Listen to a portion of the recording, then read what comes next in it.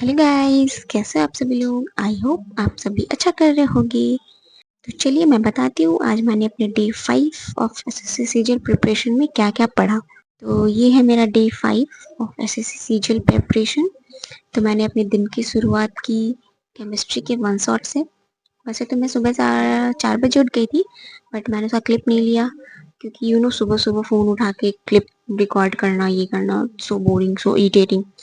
तो मैंने वो किया, सॉरी मैंने वो नहीं किया।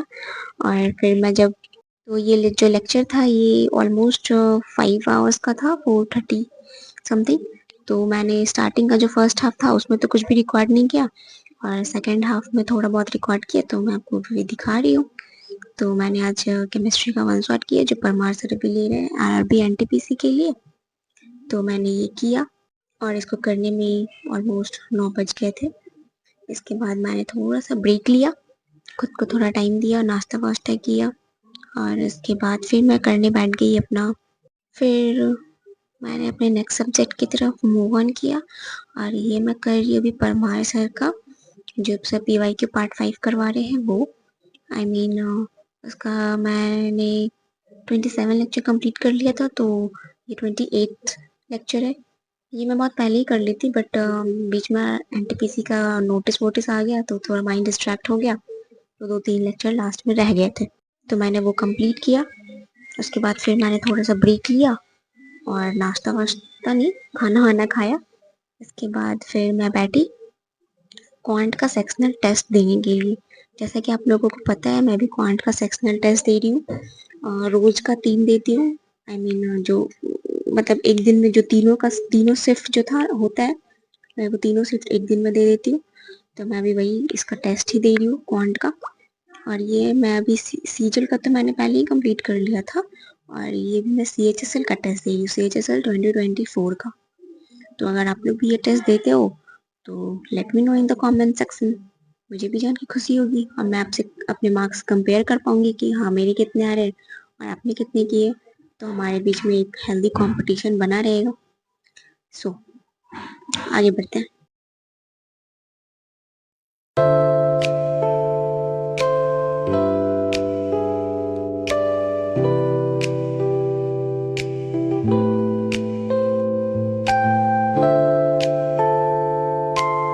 और जैसा कि आप देख सकते हो मेरे एक में मार्क्स आए 35, और इसमें मेरे कुछ क्वेश्चंस, 2 क्वेश्चन गलत हो गए और 5 मैंने किए नहीं। मार्क्स उतना अच्छा नहीं है, बट या सेकंड में मेरे आए 39 मार्क्स आउट ऑफ 50, और इसमें मेरे 3 क्वेश्चन गलत हो गए और 2 क्वेश्चन, सॉरी 3 बनाए नहीं और 2 गलत हो गए। और जो तीसरा वाला टेस्ट था उसमें मेरे आए 36.5, और इसमें मेरे 3 क्वेश्चन गलत हो गए और 3 क्वेश्चन मैंने बनाए नहीं। पता नहीं मेरे मैथ्स में मार्क्स क्यों नहीं बढ़ रहे हैं, मतलब 35 37 पे आकर स्टक हो चुका है। मैं बहुत कोशिश कर रही हूँ कि मैं इसको 40 तो नहीं, एटलीस्ट 45 पे लेके जाऊँ, बट ये हो ही नहीं पा रहा है।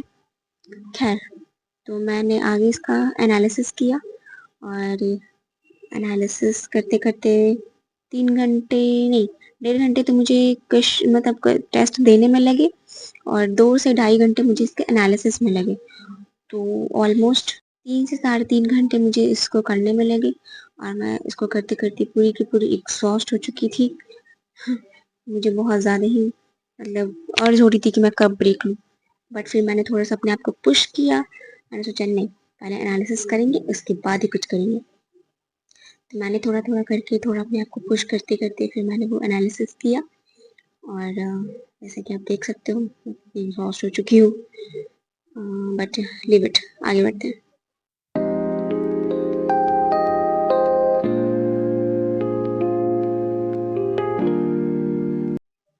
और ये करते करते बाहर मौसम भी बहुत अच्छा हो रहा था, मतलब एकदम बारिश बारिश टाइप। और फाइनली जब तक मेरा एनालिसिस कंप्लीट हुआ बारिश भी होने लगी। तो आप लोग भी बारिश के मज़े लो, और मैं भी ले लूँ।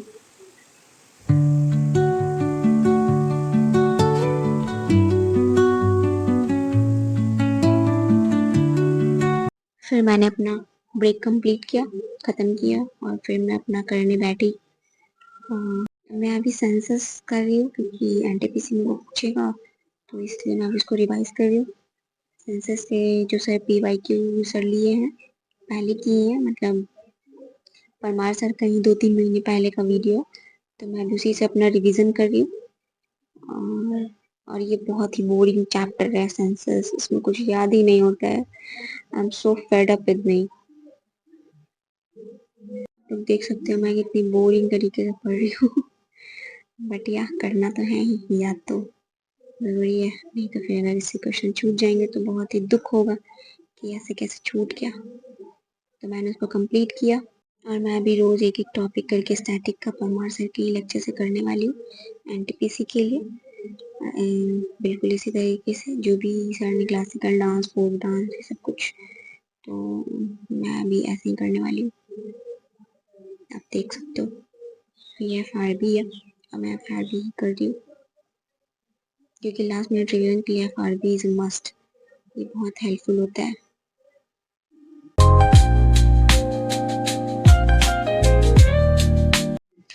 इसके बाद फिर मैंने थोड़ा सा छोटा सा ब्रेक लिया और फिर मैं बैठी अपना मैथ्स का फॉर्मूला रिवीजन करने के लिए, और ये मैं रोज ही करती हूँ। मेरे ब्लॉग्स अभी रोज नहीं आ रहे क्योंकि अभी बहुत सारे एग्जाम्स लाइंड अप हैं, तो मैं रोज का तो ब्लॉग्स नहीं डालती हूँ, क्योंकि शूट करना, एडिट करना, डालना तो थोड़ा सा टाइम वेस्ट होता है। बट या बीच बीच में डाल देती हूँ ताकि आप लोग भी ये देख के मोटिवेटेड रहो और आप लोग के अंदर भी मोटिवेशन आ जाए पढ़ने का। तो क्या पता आप पढ़ लो तो मैं किसी की हेल्प कर पाऊँ। बट या तो रैंडमली मैं कभी कभी डालती हूँ, तो अगर आपको ये ब्लॉग अच्छा लगता हो तो लाइक करो और सब्सक्राइब भी करो मेरे चैनल को। तो या सॉरी मैं अपने पॉइंट से भटक गई। तो मैं अभी वही कर रही हूँ फॉर्मूला का रिवीजन, और ये मैं अभी कर रही हूँ कोऑर्डिनेट ज्योमेट्री का जो लाइंस वाला होता है ना, कोइंसिडेंट, इंटरसेक्टिंग, नो सॉल्यूशन, इसमें मुझे बहुत ज़्यादा मतलब मैं भूल जाती हूँ, याद तो होती हूँ बट मुझे कंफ्यूजन हो जाता है कि ये इसमें था या वो उसमें था। तो मैं अभी उसी को अच्छे से कर रही हूँ। और NTPC में आपने देखा ही होगा कि इससे कितने सारे क्वेश्चन आए हैं, तो मैं नहीं चाहती मैं एग्जाम में भूलूँ, इसलिए मैं उसको लिख लिख के याद कर रही हूँ। क्योंकि इसके अलावा कोई ऑप्शन नहीं है याद करने का, मुझे याद होता ही नहीं है। वो सब कुछ करने के बाद मैंने सोचा कि एक्चुअली केमिस्ट्री का मैंने जो सुबह वन शॉट लिया था, तो थोड़ा उसका PYQs करके देखते हैं।